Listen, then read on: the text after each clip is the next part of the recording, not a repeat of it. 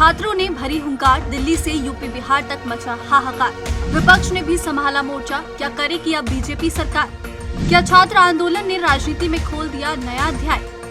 जब सवालों की आवाज बुलंद होती है तब सियासत की दिशा भी बदलने लगती है। इतिहास गवाह है कि कई बार छात्रों के आंदोलनों ने सिर्फ सरकार को ही नहीं बल्कि पूरे राजनीतिक माहौल को बदल कर रख दिया। यही वजह है कि दिल्ली के जंतर मंतर से शुरू हुआ छात्र आंदोलन अब सिर्फ एक धरना या प्रदर्शन नहीं माना जा रहा है, बल्कि इसे देश की राजनीति के नए मोड़ के तौर पर देखा जा रहा है।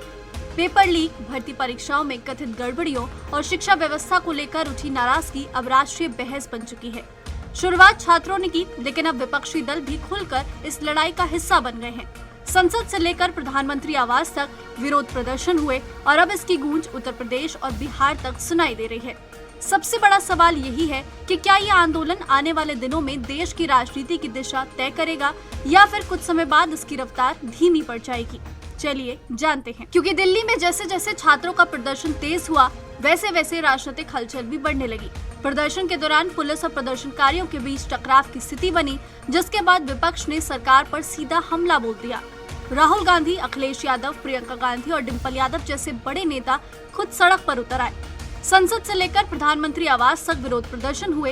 विपक्ष का आरोप है कि युवाओं की आवाज दबाई जा रही है, जबकि सरकार का कहना है कि कानून व्यवस्था बनाए रखना उसकी जिम्मेदारी है।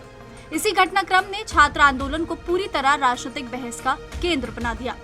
दिल्ली की सियासी हलचल का असर जल्द ही उत्तर प्रदेश में भी दिखाई देने लगा। लखनऊ, प्रयागराज, कानपुर, वाराणसी और कई दूसरे शहरों में समाजवादी पार्टी और कांग्रेस के नेताओं ने प्रदर्शन शुरू कर दिए। जगह जगह नारेबाजी हुई और सरकार को छात्रों के मुद्दे पर घेरने की कोशिश की गई। विपक्ष इस पूरे आंदोलन को युवाओं, रोजगार और शिक्षा से जोड़कर बड़ा राजनीतिक मुद्दा बनाने की रणनीति पर काम करता दिखाई दिया। जानकारों का मानना है कि उत्तर प्रदेश में प्रतियोगी परीक्षाओं की तैयारी करने वाले युवाओं की संख्या बहुत बड़ी है। पेपर लीक और भर्ती में देरी जैसे मुद्दे पहले से ही चर्चा का विषय रहे हैं। विपक्ष इसी नाराजगी को राजनीतिक समर्थन में बदलने की कोशिश कर रहा है।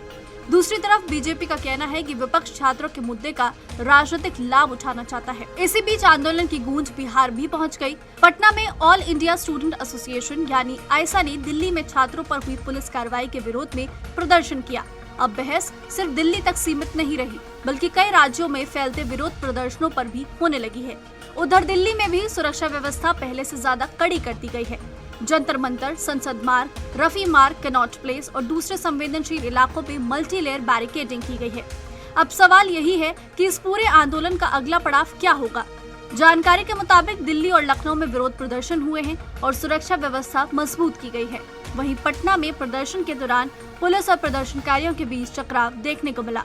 यानी तीनों जगहों के हालात अलग अलग रहे, लेकिन एक बात साफ है कि आंदोलन का दायरा लगातार बढ़ रहा है।